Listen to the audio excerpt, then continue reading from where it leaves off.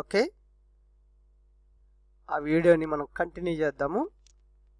Preparation of ammonia by Haber's process. ఇందులో లీ Chatelier principal గురించి మనం కరెక్ట్గా అర్థం చేసుకుంటే ఇది మనకి ఈజీగా అర్థమవుతుంది. ఓకే, మళ్ళీ ఒకసారి చెప్తాను. ఇది nitrogen plus hydrogen gives rise to ammonia. ఇది అమోనియా ప్రిపరేషన్ యొక్క రియాక్షన్, ఇది ఈక్వేషన్. ఇది లీ చాట్లియర్ ప్రిన్సిపల్ అంటే రివర్సిబుల్ రియాక్షన్స్లో ఆఫ్టర్ సమ్ టైం కొంత ప్రోడక్ట్ ఫామ్ అయిన తర్వాత మళ్ళీ బ్యాక్ రియాక్షన్ జరుగుతుంది. ఇక్కడ ఎగ్జాంపుల్గా నైట్రోజను హైడ్రోజన్ వాటిని 100% తీసుకుంటే కొంత టైం అయిన తర్వాత ఎగ్జాంపుల్గా 70% అమోనియా ఫామ్ అయింది అనుకుందాం. అక్కడ నుంచి రియాక్షన్ అనేది ఈక్విలిబ్రియం, ఈ రియాక్షన్ అనేది బ్యాక్వర్డ్ రియాక్షన్ జరుగుతుంది.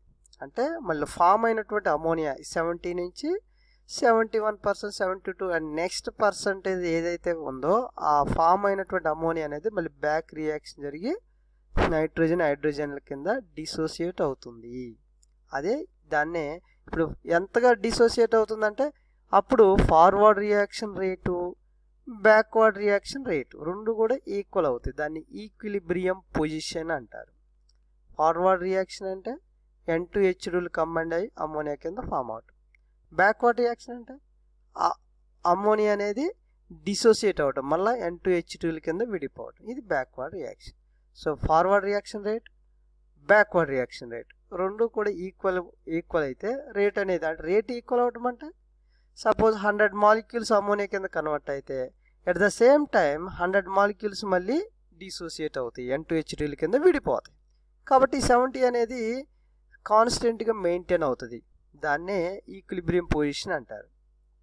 అంటే 70% అమోనియా కింద కన్వర్ట్ అయిన తర్వాత ఆ తర్వాత ఫామ్ అయ్యే అమోనియా అనేది ఒకవేళ 71% అమోనియా ఫామ్ అయితే కానీ ఇందులో ఉన్నటువంటి 1% మళ్ళీ డిసోసియేట్ అవుతుంది. కాబట్టి 70 అనేది స్టేబుల్గా ఉంటుంది. అది పాయింట్ ఇక్కడ.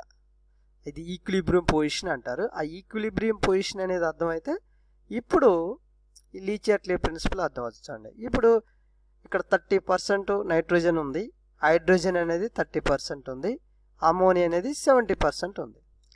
ఇప్పుడు మనం బయట నుంచి నైట్రోజన్ని ఎక్స్ట్రా పంపించినప్పుడు, సపోజ్ ఒక 10% ఎక్స్ట్రా పంపించినప్పుడు అప్పుడు 30 ఉంది కదా ఆల్రెడీ, 30 అను ఈ 10 40 అవుతుంది. కానీ 40 అనేది ఇక్కడ ఉండదు, అదనమాట 30నే ఉంటుంది. మరి ఎక్స్ట్రా ఉన్న ఈ 10% ఏమవుతుంది అంటే మరలా కొంత హైడ్రోజన్స్తో కంబైండ్ అయిపోయి అమోనియా కింద కన్వర్ట్ అవుతుంది. ఎంత అమోనియా ఫామ్ అవుతుంది అంటే ఇది మళ్ళీ 30% ఉండాలి, ఇక్కడ హైడ్రోజన్ కూడా 30% మెయింటైన్ అవ్వాలి, అమోనియా అనేది 70% మెయింటైన్ అవ్వాలి. ఈ పొజిషన్స్ మెయింటైన్ అయ్యేంత వరకు కూడా అమోనియా అనేది ఫామ్ అవుతుంది. ఒకవేళ ఎగ్జాంపుల్ నైట్రోజన్ 30% ఉంది కదా, ఇందులో నుంచి ఒక 10% బయటికి తీసేస్తే ఈ కంటైనర్లో, సపోజ్ ఇది కంటైనర్ ఇందులో ఉంది అనుకుందాం. ఇందులో నుంచి నైట్రోజన్ ఎంత ఉందనుకున్నాం, నైట్రోజన్ అనేది 30% ఉంది. ఫైనల్గా H2 అనేది 30% ఉంది, ఇది H2. అమోనియా అనేది ఎంత ఉంది, 70% ఉంది ఈ కంటైనర్లో.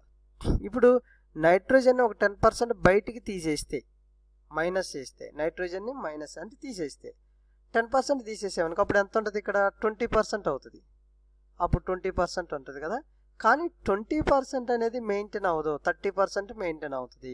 అంటే అప్పుడు 30% అనేది మెయింటైన్ అవ్వాలంటే ఏం చేయాలి, ఫామ్ అయిన అమోనియా మళ్ళీ డికంపోజ్ అయిపోయి N2 కింద కన్వర్ట్ అవుతుంది. ఎంత N2 కన్వర్ట్ అవుతుంది అంటే మళ్ళీ ఇది 30% అయ్యే విధంగా. అదనమాట. అంటే ఇక్కడ ఎక్స్ప్లెనేషన్ ఎక్స్ప్లెయిన్ చేస్తాను. ఇక్కడ 30%లో ఒక 10% నైట్రోజన్ తీసేస్తే అప్పుడు 20% అవుతుంది. కాబట్టి మళ్ళీ ఈ 20% 30% అయ్యేంత వరకు కూడా అమోనియా అనేది బ్యాక్వర్డ్ రియాక్షన్ జరిగి నైట్రోజన్ హైడ్రోజన్ల కింద డిసోసియేట్ అవుతుంది. ఎంతవరకు మళ్ళీ 20-30% అవ్వాలి. ఈ 20 అనేది 30%. అదే లీ చాట్లియర్ ప్రిన్సిపల్. అంటే ఇక్కడ ఏం జరుగుతుంది, నువ్వు ఎక్కడైతే చేంజ్ తీసుకొచ్చావో ఈక్విలిబ్రియం పొజిషన్ దగ్గర ఆ చేంజ్ క్యాన్సిల్ అయ్యే విధంగా రియాక్షన్ అనేది జరుగుతుంది. ఫార్వర్డ్ రియాక్షన్, బ్యాక్వర్డ్ రియాక్షన్ అని.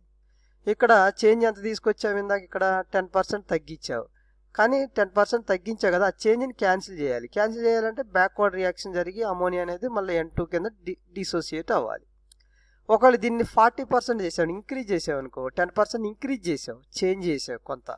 ఏది ఇంక్రీజ్ చేయడం బయట నుంచి కొంత నైట్రోజన్ని మళ్ళీ ఎక్స్ట్రా ఒక 30% ఒక 10% పంపించావు అనుకో, అప్పుడు ఇది 40 అవుతుంది కదా. 40 అయినప్పుడు 10% చేంజ్ తీసుకొచ్చావు కాబట్టి, కానీ ఇది 30 ఉండాలి కాబట్టి ఎక్స్ట్రా ఉన్నటువంటి 10% అనేది హైడ్రోజన్తో రియాక్షన్ జరిపి మళ్ళీ అమోనియా కింద కన్వర్ట్ అవుతుంది. ఫార్వర్డ్ రియాక్షన్ జరుగుతుంది.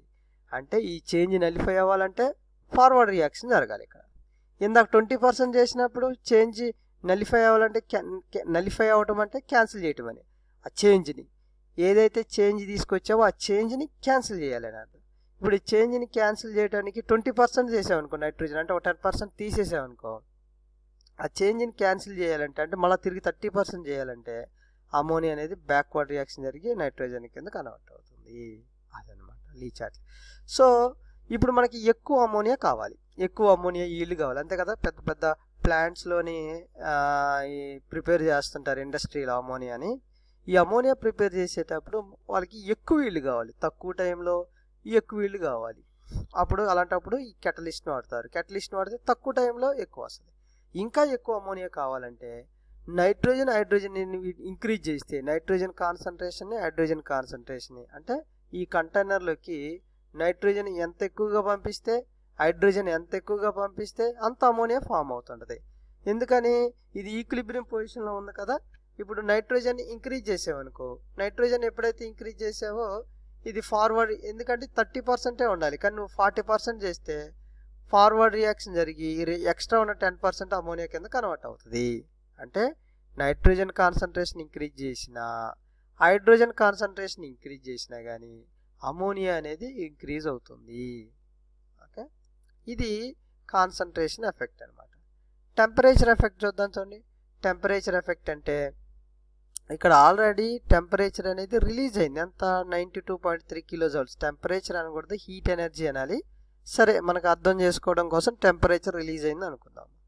ఇప్పుడు టెంపరేచర్ ఎఫెక్ట్ ఎలా ఉంటుందంటే, ఆల్రెడీ టెంపరేచర్ రిలీజ్ అయింది కదా, ఒకవేళ నువ్వు ఎక్స్ట్రా టెంపరేచర్ ఇస్తే దీనికి ఎక్స్ట్రా టెంపరేచర్ ఇస్తే, ఇక్కడ ఎక్స్ప్లెయిన్ చేస్తాను టెంపరేచర్ ఎఫెక్ట్ కూడా.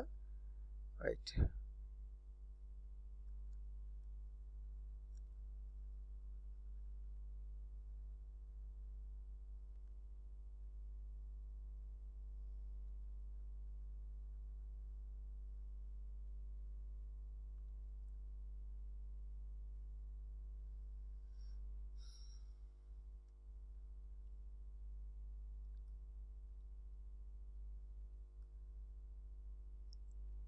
ఓకే. ఇక్కడ డెల్టా హెచ్ అనేది ఎంత, -92.3 కిలోజౌల్స్ కదా ఇది. ఓకే, ఇప్పుడు టెంపరేచర్ -92.3 కిలోజౌల్స్ అనేది రిలీజ్ అవుతుంది. నువ్వు ఇక టెంపరేచర్ ఇచ్చావు ఎక్స్ట్రా టెంపరేచర్, ఒక 10 degrees లేదా ఒక 20 degrees టెంపరేచర్ ఎక్స్ట్రా ఇచ్చావనుకో, అంటే హీట్ చేసావని అర్థం. ఇప్పుడు ఈ కంటైనర్ని ఫ్లేమ్ పెట్టేసి హీట్ చేసావనుకో, టెంపరేచర్ ఎక్స్ట్రా ఇచ్చావనుకో, 20 degrees ఇస్తే ఎంత అవుతుంది అప్పుడు, ఇది 102, 112 అవుతుంది. కానీ టెంపరేచర్ ఎంత ఉండాలి, 92 ఉండాలి.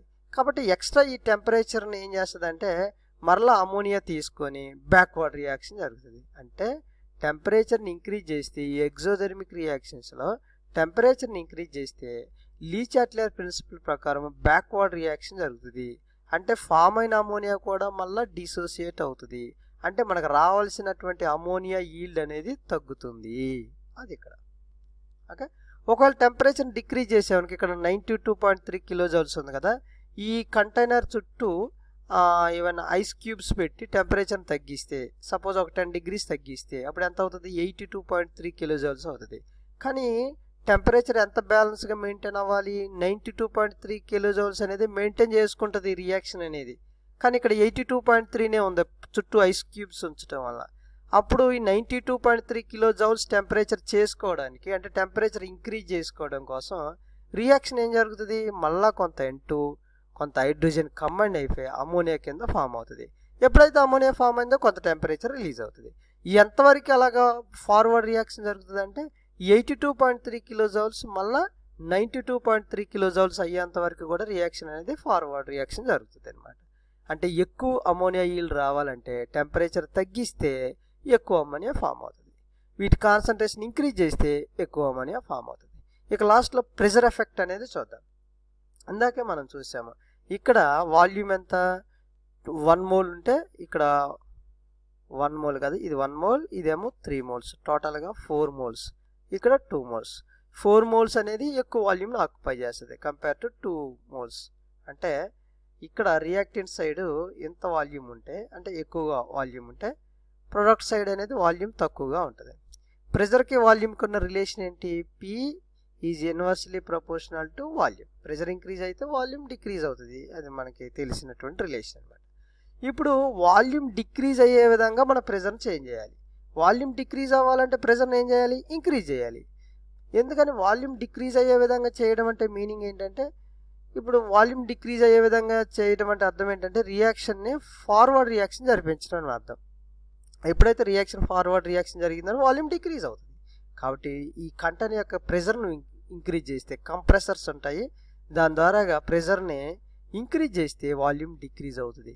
వాల్యూమ్ డిక్రీజ్ అవ్వాలంటే ఇప్పుడు లోపల రియాక్షన్ అనేది ఫార్వర్డ్ రియాక్షన్ జరిగితే వాల్యూమ్ డిక్రీజ్ అవుతుందా, బ్యాక్వర్డ్ రియాక్షన్ జరిగితే వాల్యూమ్ డిక్రీజ్ అవుతుందా అంటే ఫార్వర్డ్ రియాక్షన్ జరిగితే వాల్యూమ్ అనేది డిక్రీజ్ అవుతుంది. ఎందుకంటే ఇక్కడ 2 మోల్సే కానీ ఇక్కడ 4 మోల్స్, కాబట్టి 2 మోల్స్ అనేది తక్కువ వాల్యూమ్ ఆక్యుపై చేస్తుంది. కాబట్టి ఫార్వర్డ్ రియాక్షన్ జరిగి ఎక్కువ ఈల్డ్ ఫామ్ అవుతుంది.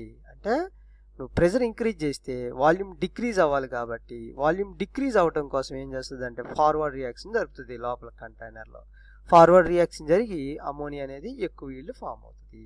అది కండిషన్స్ అనమాట.